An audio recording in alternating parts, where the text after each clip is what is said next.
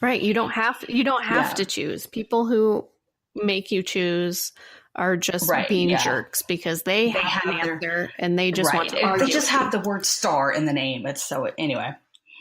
But yeah, so yeah, I think Star Wars just came along at that time where I was at a certain age, and so Princess Leia was just there at that special time in my life. So anyway.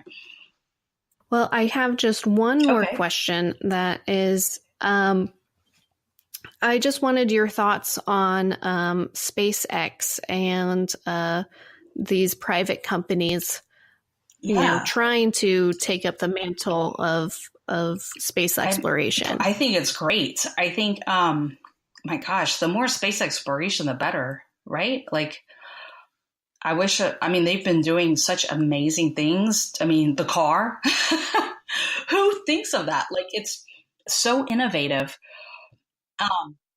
The government would never do that. We couldn't. So, just to take up for NASA, well, first of all, I would like to say we did have the first car in space. We took it to the moon and we drove around in it. So just let me put that out there. But anyway, but no, so with NASA, and now I'll get back to SpaceX.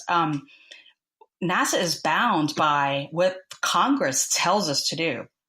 So if Congress gives us a $10 bill, they say you have to spend $2 on the space shuttle. You have to spend $2 on the space station. You have to spend $2 on Hubble. You have to spend $2 on Mars. And you have to spend $2 on a probe to Saturn or whatever, obviously just making it very simplified.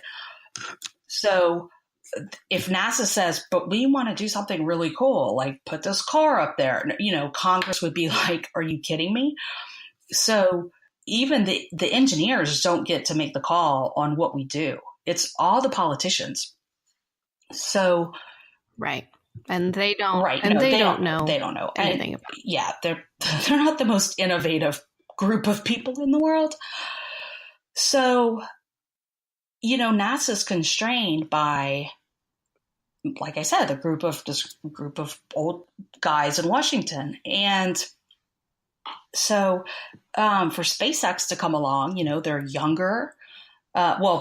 The people making the decisions are younger. I mean, NASA has a lot of young people working there, but we don't get to make the decisions. So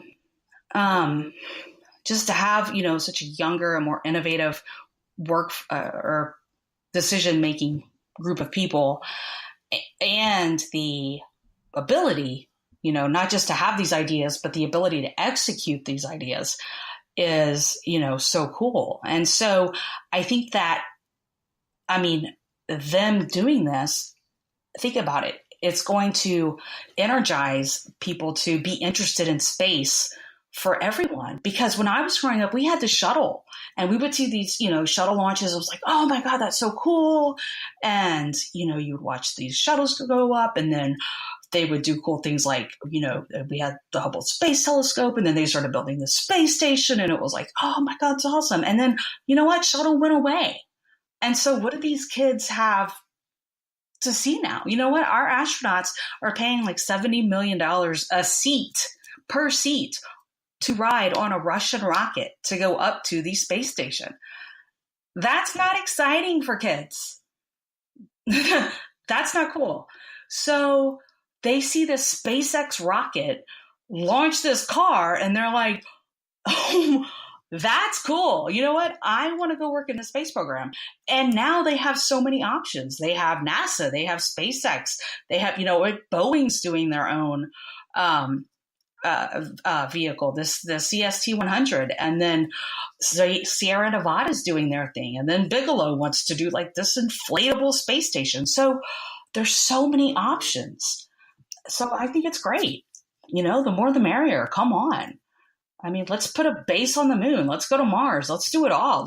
All the things that we dreamed about when I was a kid that I thought we would have by now. Let's do it. I agree. So that's all I have.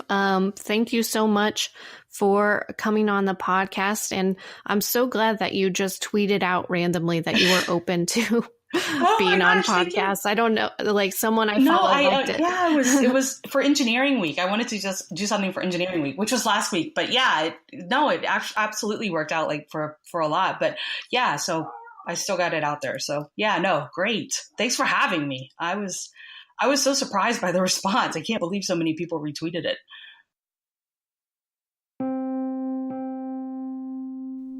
For you, the listeners of Fact and Science Fiction, Audible is offering a free audiobook download with a free 30-day trial to give you the opportunity to check out their service.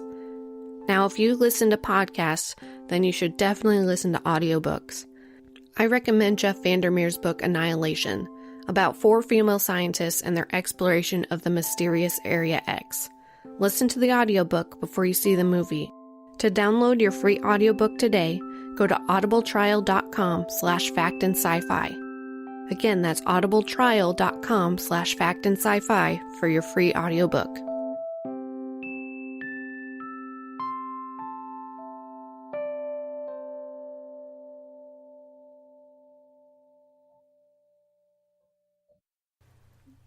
I want to thank Holly Griffith again for being on the podcast. It was really interesting to talk to someone who's actually worked at NASA and for the space station. Also, before I sign off, I wanted to do a little bit of a housekeeping announcement. So after this podcast episode comes out, which should be the 27th or 28th of February, I'm going to take a short break during the month of March to prepare for Klexicon. Think of it as a hiatus, a winter hiatus. I just want to do more research for the part 2 discussion of gender and sexuality for Klexicon in Las Vegas. I have invited Michelle Lopez, the co-host of the Winona Earp fan podcast, There's Something in the Air. That's air as in HEIR. I've asked her to join me on the live show just to have another voice as we talk about gender and sexuality. We're going to be talking about LGBT representation. We're going to be talking about women and non-binary folks in sci-fi, as well as what sociological research tells us about LGBT representation and women in science fiction.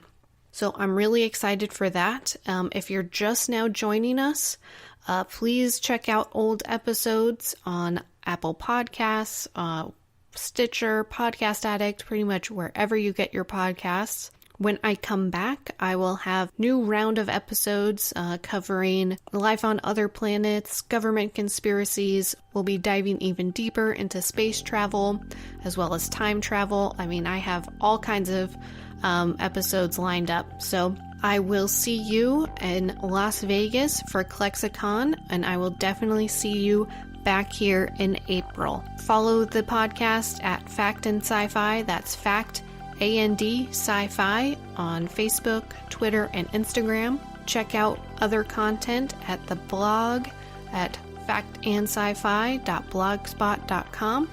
And lastly, thanks for listening.